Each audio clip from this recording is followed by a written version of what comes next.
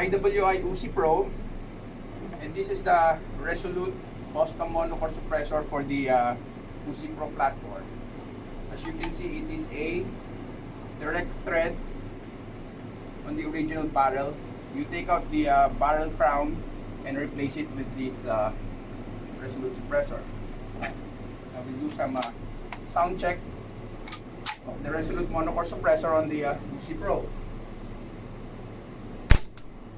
As you can see, in here, the sound is very, very quiet.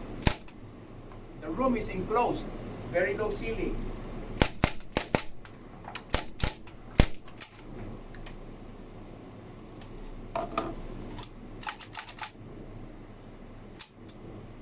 Okay, Resolute suppressor for the UZI PRO.